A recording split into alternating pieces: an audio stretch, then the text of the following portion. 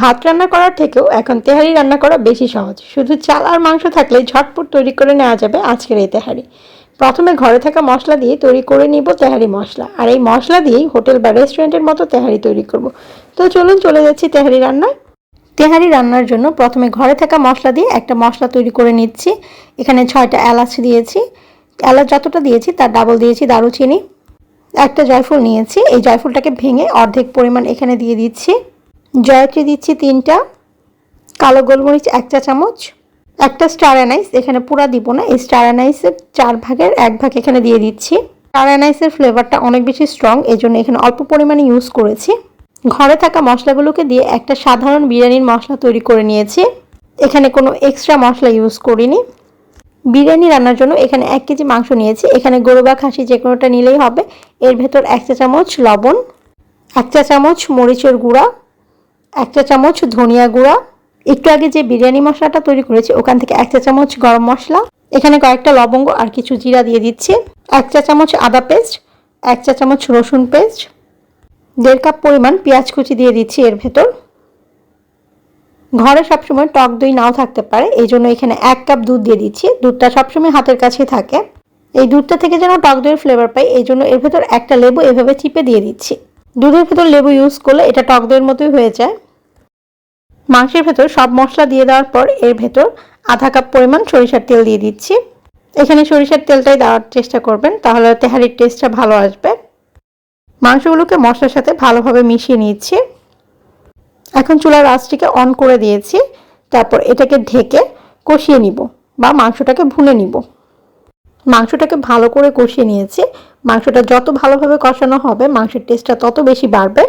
মাংসের ঝোলটা যখন ভালোভাবে টেনে যাবে তখন বুঝতে হবে যে এটা কষানো হয়ে গেছে। কষানো হওয়ার পর এর ভেতর ফুটন্ত গরম পানি দিয়ে দিচ্ছি হাফ লিটারের মতো। এখানে ঠান্ডা পানি ইউজ করবেন না, এখানে ফুটন্ত গরম পানিটা ইউজ করবেন। গরম পানি ইউজ করলে মাংসের টেস্টটা ভালো পাওয়া যায়। মাংসটাকে ঢেকে সেদ্ধ করে নিয়েছি। যতক্ষণ পর্যন্ত মাংসটা সেদ্ধ না হয় ততক্ষণ পর্যন্ত মাংসটাকে সেদ্ধ করে নিয়েছি। এখান থেকে একটা পিস মাংস টেস্ট করে দেখেছি, মাংসটা খুব ভালোভাবে সিদ্ধ হয়ে গেছে। মাংসের ঝোলটা যখন এমন থাকবে, বেশিও না আবার কমও না, এমন মাখা মাখা, এই পর্যায়ে এটাকে নামিয়ে নিচ্ছি। পোলাও রান্না করার জন্য চুলায় পেঁয়াজ হালকা ভেজে নিয়েছি। পেঁয়াজটা হালকা ভাজি করলেই ভালো হয়, এজন্য হালকা ভাজি করেছি। পেঁয়াজের ভেতর আধা কেজি পরিমাণ পোলাওর চাল দিয়ে দিচ্ছি। এখানে চিনি গুঁড়া পোলাওর চালটা নিয়েছি। তেহারি রান্নার চাল আর মাংসের রেশিওটা হচ্ছে মাংস যতটা হবে পোলাওর চাল তার অর্ধেক হবে। মাংস যেহেতু 1 কেজি নিয়েছি সেজন্য পোলাওর চাল এখানে আধা কেজি নিয়েছি। চালটাকে 8 থেকে 10 মিনিটের মতো ভেজে নিয়েছি। ভাজার পর চালের কালারটা যখন সাদা থেকে হালকা হলুদ হবে তখন এর ভেতর হাফ টিস্পুন লবণ দিয়ে দিচ্ছি। লবণ ছাড়া এখানে অন্য কোনো মশলা ইউজ করবো না, সব মশলা মাংসে দিয়ে দিয়েছি। একদম ভাত রান্নার মতো করেই পোলাও রান্না করছি। চাল ভেজে নেওয়ার পর এর ভেতর 1 লিটার পানি দিয়ে দিচ্ছি। পোলাও রান্নার ক্ষেত্রে চাল যতটা হবে পানি তার ডাবল হবে। চাল যেহেতু এখানে হাফ কেজি নিয়েছি এই জন্য পানিটা এখানে 1 লিটার দিয়েছি।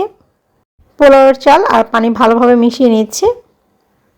এরপর এর ভেতর 8 থেকে 10টা কাঁচামরিচ দিয়ে পোলাওয়ের চালটাকে ঢেকে রান্না করে নিব।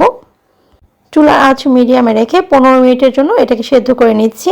80% মতো সিদ্ধ হয়ে গেছে এই 15 মিনিটে। এরপর চালটাকে উল্টে পাল্টে ভালোভাবে নেড়ে দিচ্ছি। 80% সেদ্ধ করা চালের ভেতরে আগে থেকে যে মাংসটা আমি রান্না করে রেখেছিলাম এই মাংসটাকে দিয়ে দিচ্ছি। একটু আগে যে মাংসটা রান্না করেছি এই মাংসটাও কিন্তু একদম সাধারণভাবে রান্না করেছি। ঘরে থাকা যে মশলাগুলো আছে তা দিয়ে একেবারেই সাধারণভাবে রান্নাটা করেছি। তবে এই তেহারির টেস্টটা কিন্তু একদম হোটেলের রান্নার মতোই হবে। এই মাংস আর মাংসের ভেতরে থাকা যে মশলাটা আছে এই মশলাটাকে ভালোভাবে পোলাওয়ের চালের সাথে মিক্স করে নিব। একটু সময় নিয়ে পোলাওয়ের চালের সাথে মাংস আর মশলাটাকে ভালোভাবে মিশিয়ে নিয়েছি। তেহারির টেস্ট ভালো পেতে চাইলে তাহলে এই মশলাটাকে কিন্তু ভালোভাবে পোলাওয়ের চালের সাথে মিশিয়ে নিতে হবে। এরপর এটাকে ঢেকে দিচ্ছি। হাঁড়িটাকে ঢেকে 10 থেকে 15 মিনিটের জন্য দমে দিয়ে রাখছি।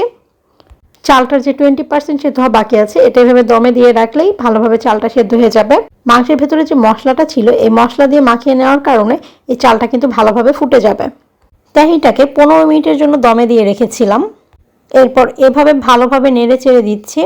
যদি চান যে তেহারিটা একটু ঝরঝরে হবে সেক্ষেত্রে সবার শেষে এভাবে একটু নেড়ে চেড়ে নেবেন, তাহলে তেহারিটা ঝরঝরে হবে। একদম ঘরে থাকা মশলা দিয়ে খুব সহজভাবে একদম হোটেলের স্বাদে তৈরি করে নিলাম এই তেহারিটি। আপনারা এই সহজভাবে তেহারি রান্নাটি ট্রাই করতে পারেন, তাহলে বুঝতে পারবেন এটার টেস্টটা কেমন। এতক্ষণ সাথে থাকার জন্য ধন্যবাদ।